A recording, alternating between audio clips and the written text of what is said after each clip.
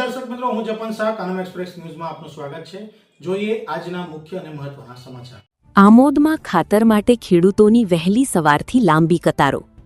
સરકાર દ્વારા પૂરતો જથ્થો ફાળવવાની ખેડૂતોની માંગ, મર્યાદિત ખાતર વિતરણથી અસંતોષ।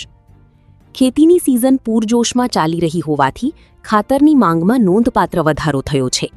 તેના પરિણામે આમોદ તાલુકા ખરીદ વેચાણ સંઘ ખાતે ખાતર મેળવવા માટે ખેડૂતોની વહેલી સવારથી જ લાંબી કતારો જોવા મળી હતી।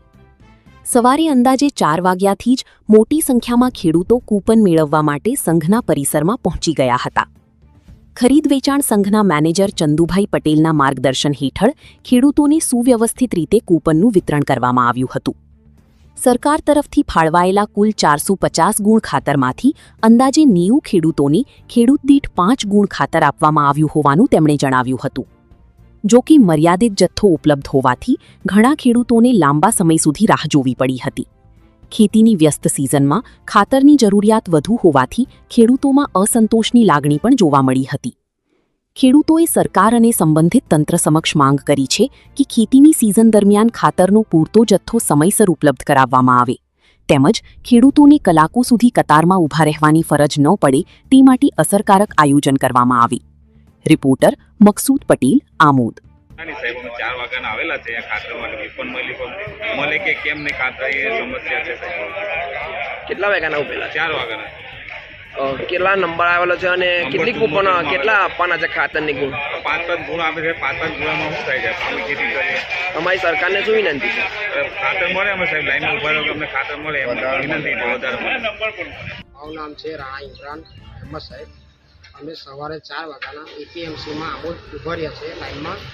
હવે અમને આખા આમોદ તાલુકાની પબ્લિક અહીંયા આગળ આવે છે ખેડૂતો, અને અમને 4 ગુણો 5 ગુણો આલે છે, તો શું થાય? એટલે અમારા સરકારને અપીલ છે કે જરીક વધારે ગુણો અમને ખાતરને આપે।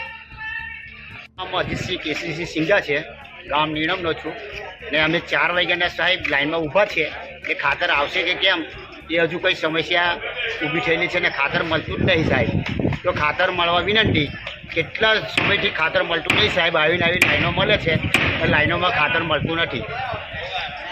શું નામ કાકા? ચંદુભાઈ પટેલ, તાલુકા સંઘ મેનેજર। શું પ્રશ્ન હતો આજને? પ્રશ્નમાં કાલે ઇફકો કંપનીમાંથી એક યુરિયાની ગાડી આવેલી છે અને આજે આ વિતરણનું કામ ચાલુ છે, અને વિતરણમાં જે ખેડૂતો ઉભેલા છે એમને આપણે ટોકન નંબર આપેલા છે, અને એક ખેડૂતને 5 યુરિયાની ગુણ પ્રમાણે ટોકન આપીને વિતરણનું કામ ચાલુ છે। કેટલા ગુણ આપવાની છે એક ખેડૂતને 5। કેટલી ગુણનો આપણો ટાર્ગેટ છે?